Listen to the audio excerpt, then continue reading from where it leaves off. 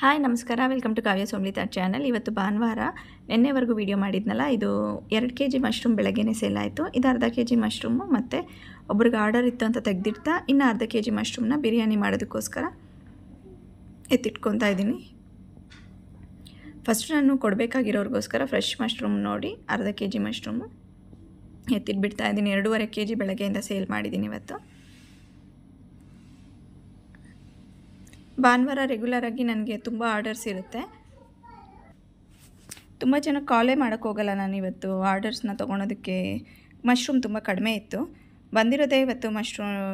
ಇವಾಗ summer start ಆಗಿರೋದ್ರಿಂದ mushroom ಸಿಗ್ತಾ ಇರೋದೇ ಕಡಿಮೆ ಇರೋದ್ರಿಂದ ಅಲ್ಲೇ ಕೊಡೋಕ್ಕೆ ನಮಗೆ ಆರ್ಡರ್ಸ್ ಸಾಕಾಗ್ತಾ ಇಲ್ಲ.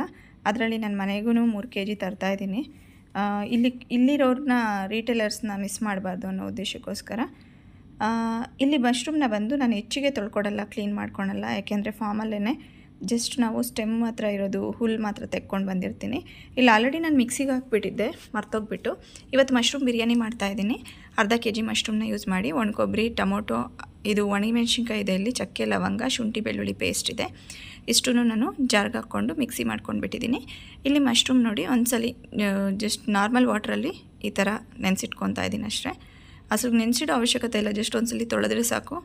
ಮಶ್ರೂಮ್ ಜಾಸ್ತಿ ಇರೋದ್ರಿಂದ ಅದನ್ನು ಯಾವ ರೀತಿ ತೊಳೆಯೋಕ್ಕಾಗುತ್ತೆ ಅಂತ ಹಂಗೆ ಇಟ್ಬಿಟ್ಟಿದ್ದೆ ನಾನು. ಇಲ್ಲಿ ಬೇಗ ಬೇಗ ನಾನು ಮಾಡ್ಕೊತಾ ಇದ್ದೀನಿ. ಆಲ್ರೆಡಿ 2 ಗಂಟೆ ಆಗೋಗಿತ್ತು. ಇಲ್ಲಿ ಸಾಸಿವೆ ಬಿರಿಯಾನಿಯಲ್ಲೇ ಚಕ್ಕೆ, ಲವಂಗ ಒಂದೊಂದೇ ಮತ್ತು ಇದು ಗೋಡಂಬಿ 1-3 ಹಸಿಮೆಣ್ಸಿನ್ಕಾಯಿ ಹಾಕ್ಕೊತಾ ಇದ್ದೀನಿ. ಎಲ್ಲ ಚೆನ್ನಾಗಿ ರೋಸ್ಟ್ ಮಾಡ್ತಾಯಿದ್ದೀನಿ. ಇಲ್ಲಿ ಈರುಳ್ಳಿ ಹಾಕ್ಕೊಳೋರು ಈರುಳ್ಳಿ ಹಾಕ್ಕೊಳ್ಬೋದು, ನಾನು ಈರುಳ್ಳಿ ಹಾಕೋಕ್ಕೆ ಹೋಗಿಲ್ಲ. ಇದು ನಾನು ಮಿಕ್ಸಿ ಮಾಡ್ಕೊಂಡಿದ್ನಲ್ಲ ಅದನ್ನು ಇದಕ್ಕೆ ಶಿಫ್ಟ್ ಮಾಡ್ತಾಯಿದ್ದೀನಿ. ಒಂದು ಎಕ್ಸ್ಟ್ರಾ ಟೊಮೊಟೊ ಸಹ ಹಾಕ್ಕೊಂಡೆ, ಯಾಕೆಂದರೆ ಖಾರ ಜಾಸ್ತಿ ಆಗಿಬಿಡುತ್ತೆ ಅಂತ ಭಯಕ್ಕೆ. ಇಲ್ಲಿ ನಾನು ಹಸಿಮೆಣ್ಸಿನ್ಕಾಯಿ ಹಾಕ್ತಾಯಿದ್ದೀನಿ ಮತ್ತು ಒಣಮೆಣ್ಸಿನ್ಕಾಯಿ ಹಾಕ್ಕೊಂಡಿದ್ದೆ ರುಬ್ಬೋವಾಗ, ಅದಕ್ಕೋಸ್ಕರ ಒಂದು ಎಕ್ಸ್ಟ್ರಾ 1 ಟೊಮೊಟೊ ಕಟ್ ಮಾಡಿ ಹಾಕ್ಕೊಂಡಿದ್ದೀನಿ. ಇದು ಅರಿಶಿನ ಅರಿಶಿನ ಹಾಕ್ಕೊಬೇಕು ಮತ್ತು ಸ್ವಲ್ಪ ಎಣ್ಣೆ ಸ್ವಲ್ಪ ಬೇಯೋವರೆಗೂ ಬಿಡಬೇಕು. ಇಲ್ಲ ಅರಿಶಿನ ಮತ್ತು ಕಲ್ಲುಪ್ಪು ಹಾಕ್ಕೊತಾ ಇದ್ದೀನಿ. ಟೇಸ್ಟ್ ಮೊದಲೇ ನಾನು ಉಪ್ಪು ಹಾಕ್ಕೊಂಡು ಬಿಡ್ತಾಯಿದ್ದೀನಿ, ಮಶ್ರೂಮ್ಗೆಲ್ಲ ಹತ್ತಬೇಕಲ್ಲ ಅದಕ್ಕೋಸ್ಕರ.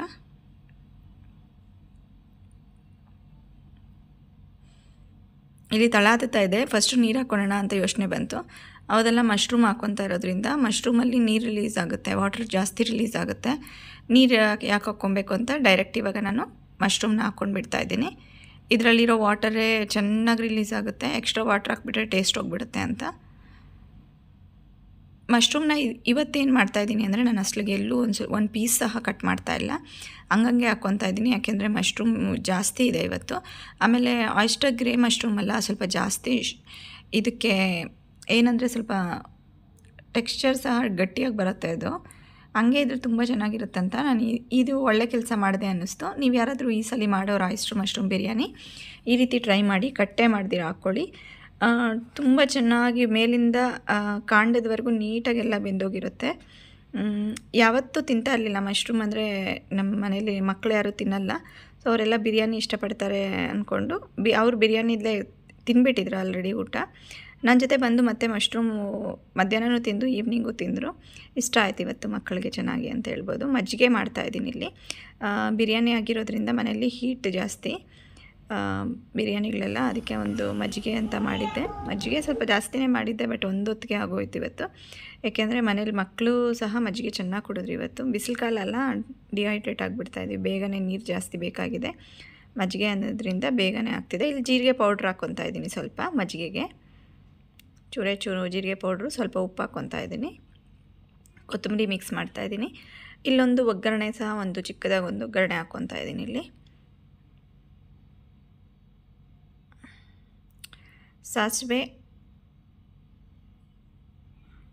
ಇದು ಇಂಗು, ಹಸಿಮೆಣ್ಸಿನ್ಕಾಯಿ, ಸ್ವಲ್ಪ ಕರಿಬೇವಿನ ಸೊಪ್ಪು,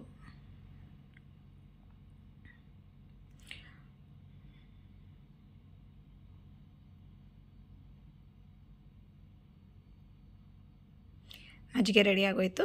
ಇವಾಗ ಬಿರಿಯಾನಿ ಎಲ್ಲಿವರೆಗೆ ಬಂದಿದೆಯೋ ನೋಡೋಣ. ಇಲ್ಲಿ ಬಂದು ಕಸೂರಿ ಮೇಥಿ ಸ್ವಲ್ಪ ಹಾಕ್ಕೊತಾ ಇದ್ದೀನಿ. ಇದರಲ್ಲಿ ನಾನು ಇವಾಗವರೆಗೂ ಯಾವುದೇ ರೀತಿ ವಾಟರ್ನ ಆ್ಯಡ್ ಮಾಡಿಲ್ಲ. ಇಲ್ಲಿ ಬಂದು ಸೋಯಾ ಆವಾಗಲೇ ಬೇಯಿಸ್ಕೊಂಡಿದ್ದೆ ಒಂದು 2-3 ನಿಮಿಷ, ಅದನ್ನು ಸಹ ಮಿಕ್ಸ್ ಮಾಡ್ತಾಯಿದ್ದೀನಿ. ಇದು ಹಾಕಿಲ್ಲ ಅಂದರೂ ಚೆನ್ನಾಗಿರೋದು, ಯಾಕೆಂದರೆ ಇದು ಎಲ್ಲೆಲ್ಲಿ ಸಿಗುತ್ತೋ ಅವೆಲ್ಲ ವಾಪಸ್ ಕೊಟ್ಬಿಟ್ರು ಮಕ್ಕಳು.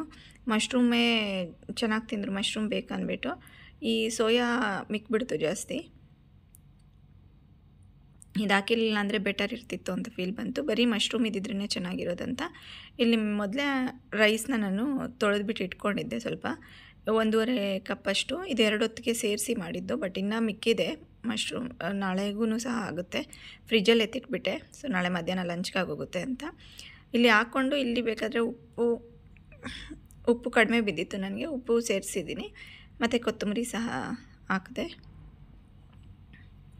ಇಲ್ಲಿ ನಿಮಗೆ ಬೇಕಿದ್ದರೆ ಖಾರ ಸಾಕಾಗಲ್ಲ ಅಂದ್ಕೊಂಡ್ರೆ ಖಾರ ಮಿಕ್ಸ್ ಮಾಡ್ಕೊಬೋದು. ನನಗೆ ಖಾರ ಕಡಿಮೆ ತಿನ್ನೋದ್ರಿಂದ ನಾನೇನು ಖಾರ ಇಲ್ಲಿ ಮಿಕ್ಸ್ ಮಾಡಿಲ್ಲ. ಮೆಣಸಿನ್ಕಾಯಿ ಅವೆಲ್ಲ ಇರೋದ್ರಿಂದ ಇಲ್ಲಿ ಮಶ್ರೂಮ್ ಬಿರಿಯಾನಿ ರೆಡಿ ಆಯಿತು. ನೆಕ್ಸ್ಟ್ ಟೈಮು ಫಾರ್ಮ್ಗೆ ನಾನೇ ಬಿರಿಯಾನಿ ಮಾಡುವಂಥ ಒಂದು ಕಾನ್ಫಿಡೆನ್ಸ್ ಅಂತೂ ಬಂತು, ಟೇಸ್ಟ್ ಚೆನ್ನಾಗಿ ಬಂದಿದ್ದಕ್ಕೆ. ಓಕೆ, ನಾನು ಈ ಥರ ಆದರೆ ಮಸಾಲೆ ರೆಡಿ ಮಾಡ್ಕೊಂಡು ಹೋಗಿ ಫಾರ್ಮ್ ಹತ್ರನೇ ಒಂದಿನ ಬಿರಿಯಾನಿ ಅಂತೂ ರೆಡಿ ಮಾಡ್ತೀನಿ.